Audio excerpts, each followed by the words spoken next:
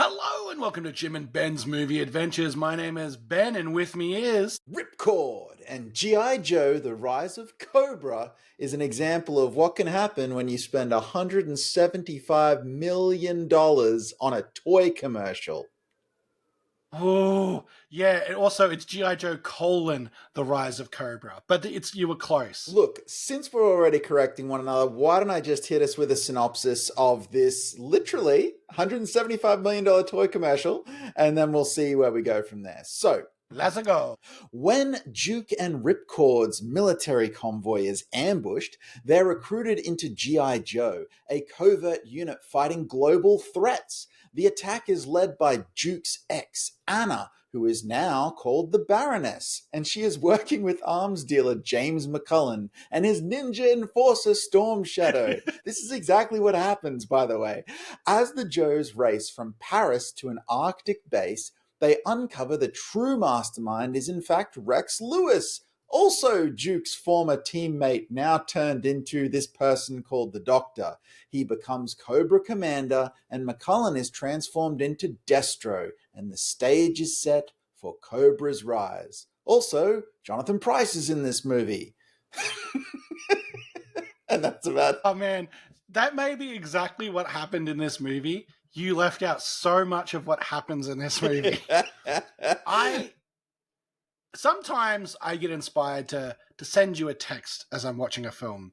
And I sent you one text when I watched this film, and it was simply most unnecessary cold open in the history of cinema. Isn't it? It's look, this was a movie where I needed to revisit it because it had been a while, and I remember being, I want to say, like, disgusted with this movie when it came out. Wait for a second. Do you know how upset we are about this movie?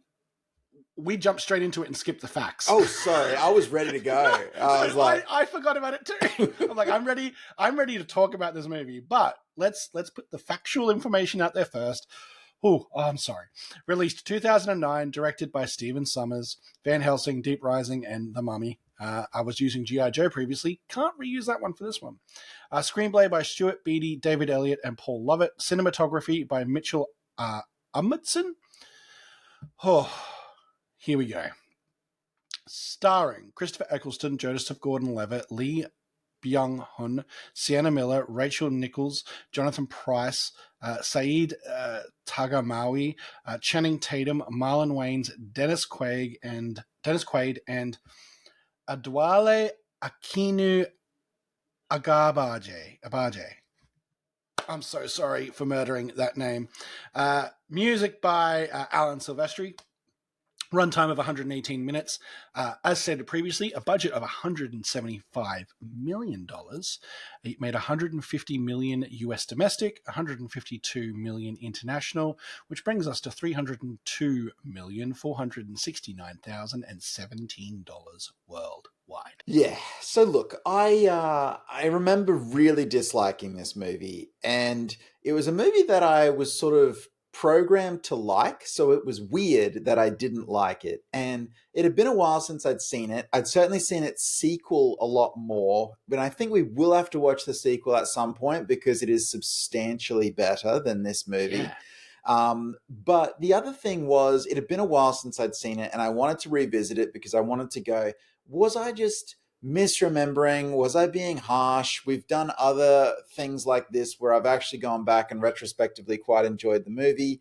And it was interesting. I watched this one with my wife, and she was like really into it. She was like, that's just fun. It's silly. It's, enjoyable. And I was sitting there going, I like that you like it. That's what I was getting out of that experience. And so I was very glad we watched it together because there wouldn't have been a lot for me in it. And what's crazy is I like everybody involved in this movie. I have enjoyed all of their work before. Director, composer, all of the actors. Everybody is absolute top quality. And yet, when they came together for this particular project, We didn't make music, Ben. We made something else. I'm an amateur cook, and it just proves the ingredients don't make the dish.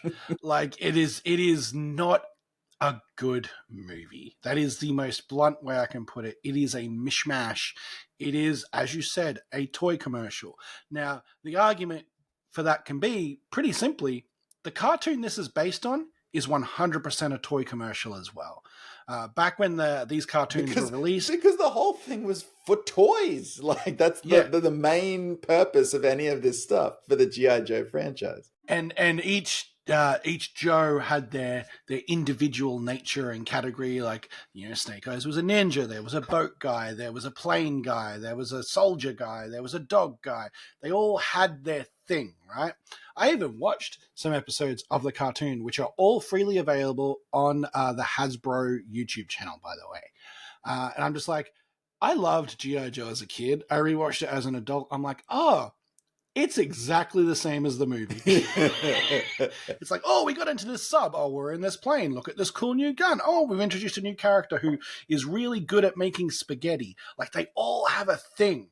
And that's what this movie tries to do while weaving a story about the creation of Cobra. The whole purpose of this film is to launch the evil organization Cobra, to give it an origin story. And I think that's where it stuffs up. It didn't need to give Cobra an origin story. What we should have jumped into an existing conflict between the Joes and Cobra. They should have already known each other, and they should be introducing two new people as the surrogates in this situation, in Duke and Ripcord, and then go from there. Oh my gosh, I had 3 sittings to get through this movie, I think. Yeah, look, the world is so wacky that it doesn't really matter if we have an origin for Cobra or not. Like everything's just insane anyway, with the vehicles and the weaponry and it did literally, the idea of it being a toy commercial is apt because in every single scene they're wearing different outfits, different military outfits, and it looks like each one is literally designed to sell a different version of that action figure. Do you know what I mean? This is Duke in the snow action figure. This is Snake Eyes on a jet ski action figure.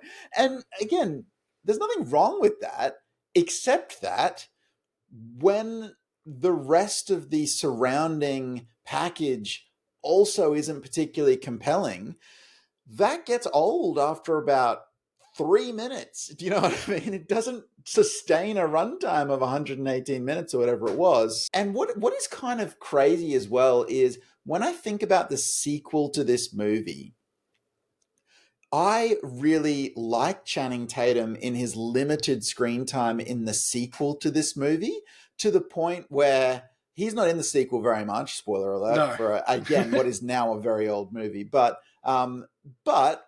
when he is in that sequel, I was like, oh, I want to see him more. Whereas in this first one, the performance is completely different. It was still fairly early, I suppose, in his leading man career. So, and it's not like everyone can necessarily just pick that up and do that. It is a particular skill set, and this is a bit of a deep end kind of movie to get thrown in. But yeah, it's a very understated performance. It's not really particularly commanding or lifelike in the way that he's playing that. So whereas again, you look just a few years later at his performance in the sequel, much more in tune with what we would expect with that kind of, fun banter. There's life to it, lots of good things happening there.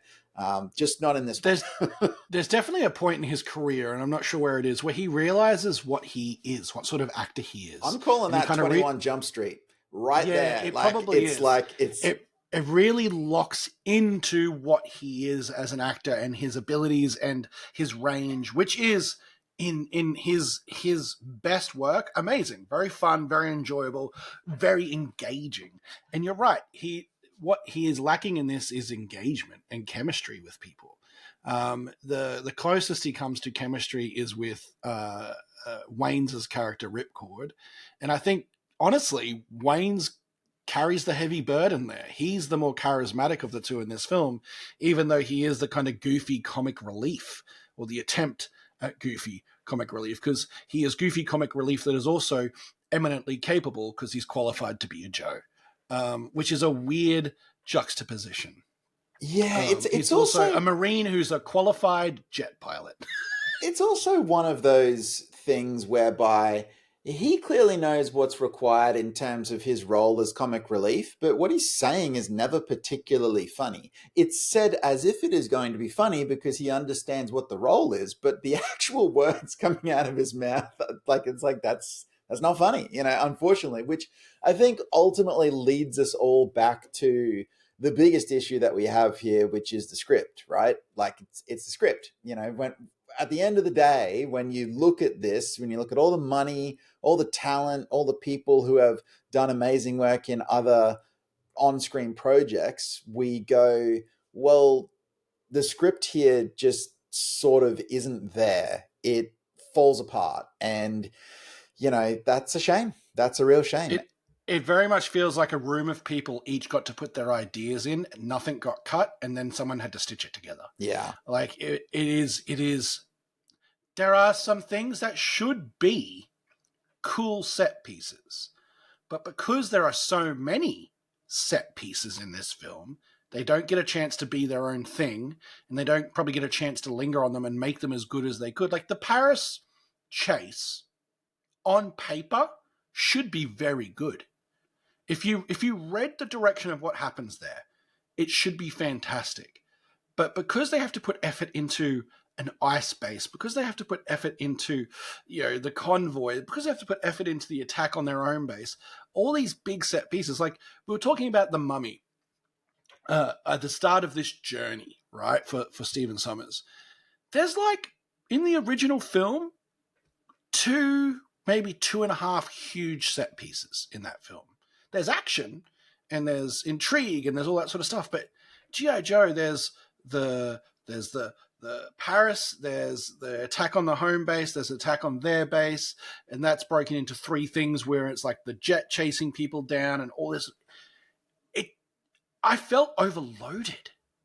I felt like I was trying to absorb too much. Yeah, I think that's about the execution of those sequences rather than the sequences themselves. For instance, like Mission Impossible has a huge amount of set pieces, but because of the way it is executed, you don't feel overloaded. Whereas here, and we were talking about this with The Mummy Returns, which is where you really started to see it, Stephen Sommers started to do this thing where he would just lean on ILM and lean on the visual effects houses to say, you can do that. Make me a desert with a jet in it. It's like, you don't want to shoot a background plate for that and maybe we'll just do the jet? It's like, nah, do the whole thing. I want the whole thing to be CG. I want that whole Paris sequence to be as CG as possible.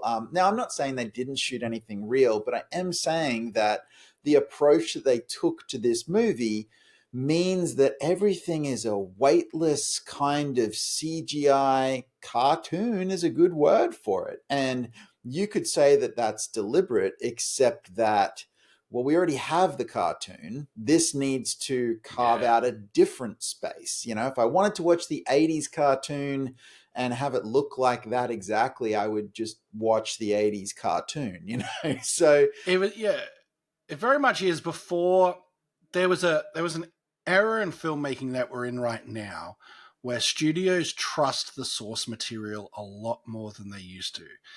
Comic book movies and things like that. This was an era before they had that. They didn't really trust this source material, and it's because the source material itself was a bit wishy-washy as well. But if they kind of just stuck to it, kept it a bit simpler, I think it would have been okay. Also, why does Christopher Eccleston keep doing this? Why does he pick these or get into these weird roles? He does it too, where he I feel like he repeatedly now, whether it's Doctor Who, whether it's this, whether it's Thor: The Dark World, I feel like Christopher Eccleston, and maybe he hasn't said this exact statement for all 3 of those projects, but it's got to be pretty close. He literally goes, "Yeah, it's not my kind of film, but I did it for the money, and here I am." And he just keeps doing it. He just keeps doing it. And he keeps acknowledging that he doesn't like the movies. He doesn't enjoy doing these kinds of projects, but every now and again he needs some money and he does them. Like, It's like, is because he's an amazing actor. Like, he's so, like, if you haven't seen him in the stuff where he does like Shakespeare or he does dramatic roles, it is not the same human being that you are seeing in these movies. And I get that those movies aren't for some people, but like, it blows my mind. And I get it. Like, he's a working actor. He's got he's making money. Nothing against that. I just like, there's other kind of films that he could go into that he could do the acting thing and get paid for. Like, I don't know. I do think, look, we talked before about the idea that Cobra doesn't need an origin story. And yet, I also think that some of the more interesting threads are actually to do with the idea of Cobra being an origin story. Now, look, they're not prominent enough in the film to justify the actual movie, but the idea that Rex is the Doctor. Actually, I dislike that idea intensely, that Rex is the Doctor, but the idea that the Doctor is actually the big bad in sort of disguise as the henchman, and he takes over and manipulates McCullen to becoming his sidekick. That's halfway interesting. That's interesting. The idea that maybe the henchman or the Doctor character, the mad scientist, is actually the big bad. But again, that represents maybe a minute and a half of screen time for that to all take place, and it's just not executed well enough to actually enjoy watching that unfold. I have a question, and I don't know if it was explained in the movie and I just blanked it out. Why does Rex go evil? It is unclear. He Okay, basically, good. because well, look, he starts to say, "You left me in the bunker," But and that's not it. that's as far as he really gets with it. It's like Duke left him in the bunker, so now I'm gonna take over the world and form an evil empire. You know what else is unclear? So Anna is portrayed as a normal, everyday woman when she is his fiancée. 4 years pass, and she is now suddenly not only a married baroness, but also a super spy that is globetrotting the world and working for his enemies. And I'm like, where did you develop these skills? Because you appeared to enjoy a good night out and dancing when we last saw you. There is a line in the film that explains it. Did you hear it? Tell me what it was. What's the evil ninja's name? Storm Shadow. He goes, "You were my best student." I don't He think trained her. I remember that line, but I don't think that explains it. But that's it. That's the explanation, though. Like, that's it. And the nanites, I suppose. Yeah, She has nanites and look, in her body. and yes, sure Rex is like, but then again, it's like, what? Why does Rex manipulate his own sister into becoming, the I don't know, The Baroness. the Baroness and the girlfriend of, Destro or whatever? Why would you do that to your own sister? You don't particularly, she didn't do anything to you in order to put you into this. If Duke put you in the bunker, buddy. So I just, the whole thing, it falls apart for me real quick, and I actually went and looked up what happens to the Baroness in the cartoon. And Yeah. it's a similar story, but somehow more coherent, and it makes more sense. I was like, because I knew she was a character that's pretty prominent in the cartoon. I'm like, it's kind of a similar sequence of events, but enough little things are just shifted around that I go, I kind of buy that version in a way that I just don't in the film version.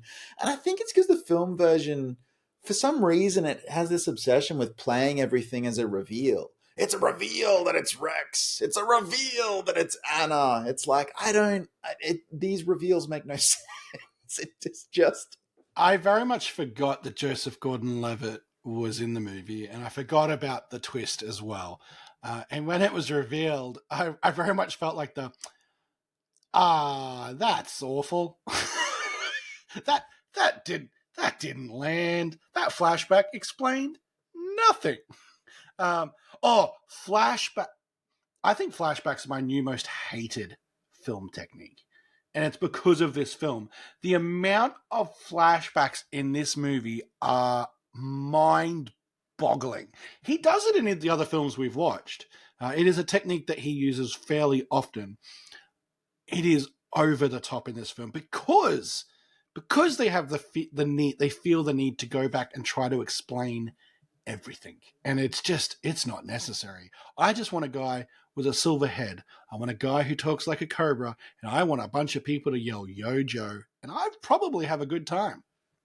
Yeah, I think ultimately at the end of the day, for me, what is the difference between this movie being something that I struggle with, which is what we ended up getting, and something that I am giggling and on board with, is the execution of the action and how much fun there is in the banter between the characters. I can forgive a lot if those two elements worked, but as we talked about, the idea that it's all CGI, it all feels like a cartoon, it's all floating explosions under the ocean or up in the sky, or it's all weightless and it's just fairy dust. It doesn't feel real or tactile in any way in terms of the action, and therefore I'm not engaged. And I think that's ultimately just what it comes down to for me. I think there's one story element I want to talk on because it's actually the whole reason the movie's happening.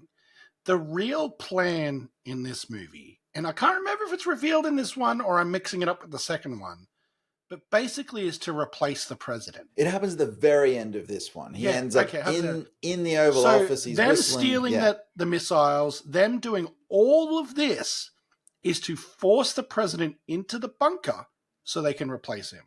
They basically threaten to destroy the world to replace the American president. Yes. I forgot that like at the end when they're kind of going into the bunker, I remembered. I'm like, oh, that's right. They're doing this whole thing just to replace that president. That's so wild an idea. Like, wild an idea. It is halfway interesting, though. And that's the thing. Like, particularly with the villains, I feel like we're almost there. It's halfway interesting. It is on its way to an interesting end product. It's interesting if they didn't go to the lengths they went to. Like, they went to so far beyond what they needed to do to get that to happen. Like, they were, like... There's about 18 million ways they could have achieved that more easily than the way they did achieve it. Yeah. Like, literally, you want to save the entire movie. If you want to go down your logic there, which I get, the entire way to do it is to have a fire drill. If they have a fire drill, right, and the president has to go into the bunker as part of the drill, it's exactly the same as threatening to start a nanite apocalypse. Which, writing-wise, your villain's justification, they shouldn't be able to do it a different way. Like, it should have been necessary to do what they do in a strange way, right? Even if they justified it more by going, the president's a bonus. That's the bonus of this plan. The real plan is we do want to destroy everything. We do want to take over the world by basically forcing us all into this thing. Like, because McCulloch's plan turns out to not be the plan, and he didn't know that, obviously. Like, it's just... Look, I could ramble about story points in this film a lot, but I have a couple of questions I'd like to ask you. We've been on a journey recently. We've done Stephen Sommers films. We started with The Mummy. We've done The Mummy Returns. We did The Jungle Book. And now we've done G.I. Joe: The Rise of Cobra. I think there's a clear number 1 and 2 of the 4 movies we watched. And that is the 2 Mummy films, Mummy Absolutely. and The Mummy Returns. Yeah. Here's the challenging question for you, Jim. What's number 3? What are we... Is it... What are we saying in terms of... Are you saying films that I would like to watch again? Or are we just... Which one of these would you watch again? The soonest? Jungle Book or G.I. Joe: The Rise of Cobra? Look, here's where my head and my heart can differ. So I would watch G.I. Joe again more readily than The Jungle Book. However, I recognize that The Jungle Book is a substantially better film in How terms. crazy is that? But if you recall, I also really didn't like The Jungle Book. I know, but like that's why it's an interesting question, right? Yeah. Like I probably would watch The Jungle Book again before I watch this movie, just because I would feel better about showing this to The Jungle Book to somebody else. Like I don't need to inflict GI Joe on somebody. It's not maybe it's not the worst movie in the world, and there are Look, definitely people who would get my enjoyment wife out of it. liked it. You Yeah. know, that was fun for me. I'm like, oh, look, you're enjoying this. This is also fun for me now. You know. And that's a key here, right? Watching a movie with somebody else and they're enjoying it, it ups your enjoyment of the movie, no matter what the movie is and what your feelings are about it, which is it's nice. But yeah, man, Yeah, look, it's not good. I think the other thing as well, I like the sequel to this film. the And sequel to this film is good. the thing is, there's actually enough connective tissue to take you back to this movie in order to set you up for the sequel. Now, every time I do go back to this movie, I'm reminded, oh, I hate this movie. But the sequel keeps drawing me back, you know, because I go, that's right, I wouldn't mind seeing the start So, of all of that, you so know. is the sequel a sleeper contender for best sequel of all time? No, it's not that good. Just saying, compared to its original, But look, most improved. I would give you most improved, you know. So I do. The one shame of the sequel is I don't think we needed to completely swap out this cast. And No, they did that for the sequel. There's probably like 10% of the original cast return for the sequel, and then they swap everybody else out. And I just am like, the cast wasn't the problem in this movie. The cast, you know, could have easily risen to the occasion if the material was better and the execution was better, that kind of thing. I think what boggles my mind the most when I think about this whole G.I. Joe Rise of Cobra thing, and one of the reasons I went here instead of, say, to Van Helsing next for Stephen Sommers movies was this was a movie that I remember being bad, and Stephen Sommers is just simply usually much better than this. What happened? yeah, What happened? He's a better director than this. He's shown us that on multiple occasions now and delivered some stuff that, you know, is some of the most enjoyable, pulpy, actiony cinema around. So, what happened here? This should be right up his alley. We should be enjoying this, Ben, because this is the kind of thing that he does, and he makes us enjoy it. So, he just more genre specific as a director. Like the movies we've enjoyed of his are pulpy action adventure films. This is not that. it's true. This is not an action adventure film. This is a military film. I don't know It's how to a describe it. military action film. You know, Yeah, which you know. So sure, we're changing it a bit. It's also a sci-fi film as well. Like in a, it's 100% a you know, sci-fi so film. it's a military action sci-fi, but no, it doesn't have that the classic adventurous stuff that we saw in the Mummy movies or that you see in Van Helsing even. So Do you know what this movie wanted to be and what movie actually achieved it? tell me. This movie wanted to be what the Fast and Furious became. Yeah. And the Fast and Furious achieved it. Not as a military film, but like as kind of like the fun group actiony, superhero-y, outlandish action series. That's what this wanted to be. This is what it was trying to set itself up to do. And it just didn't. It just didn't. I have a trivia question for you. Well, trivia for you, because it was bugging me in the film. Hit me. And it was bugging me about it. Do you know what the GI stands for in G.I. Joe? Isn't it General Infantry? So, originally GI stands for galvanized iron. That was the Ah. stamp that was put on the general military issue equipment. It then became general issue. Oh, okay. So I was Like, close, but not quite. yeah. What about GI Joe is general issue? It is the most worst named organization in fiction. It's also a very unclear organization as well. It's like, what, you're a coalition of governments working together who they all just gave you money and people and you, But you're definitely American. but you're also American. So and you're literally called GI Joe. Like, but you're based out of Egypt. Like, what is the treaty that exists for them And you to keep be getting kicked out of every country who doesn't know you exist. so? But again, and look, part of me goes, this movie was pretty close to just being a kids film.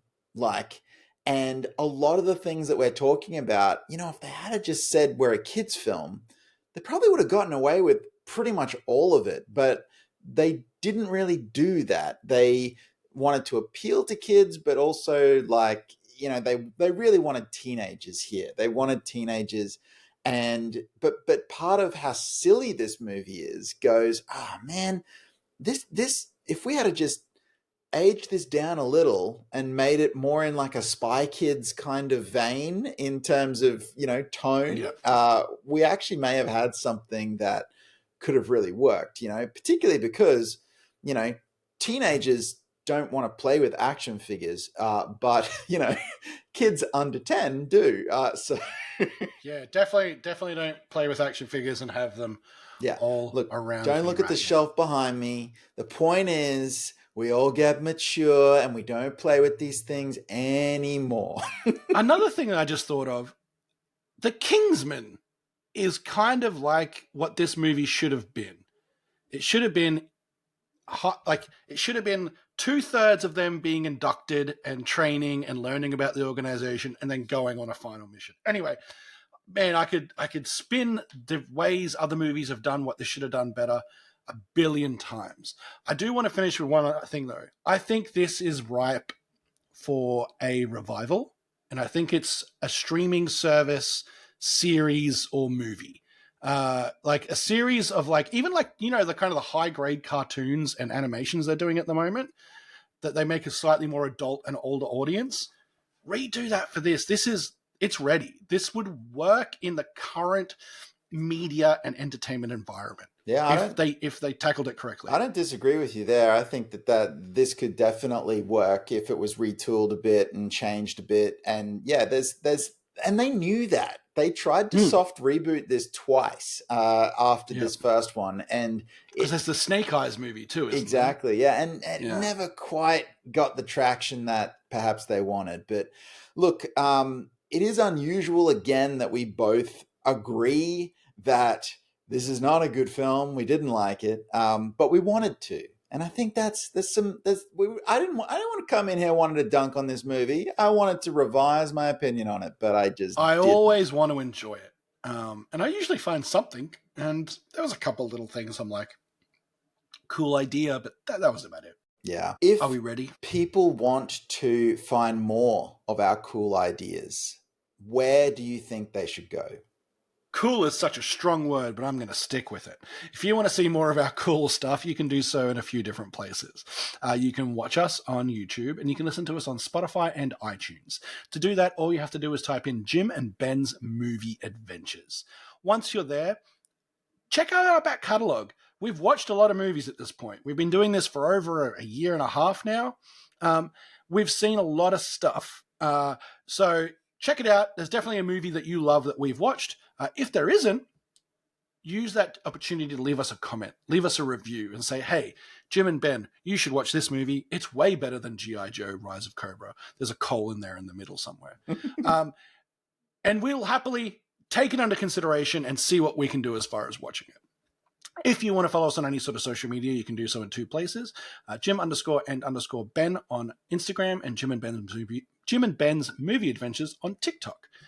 Now, we've had a bit of a theme going. We've been rolling down the hill with Stephen Sommers. I'm going to break the theme. I'm breaking the cycle. I almost picked Deep Rising. Would you say the summer season's over?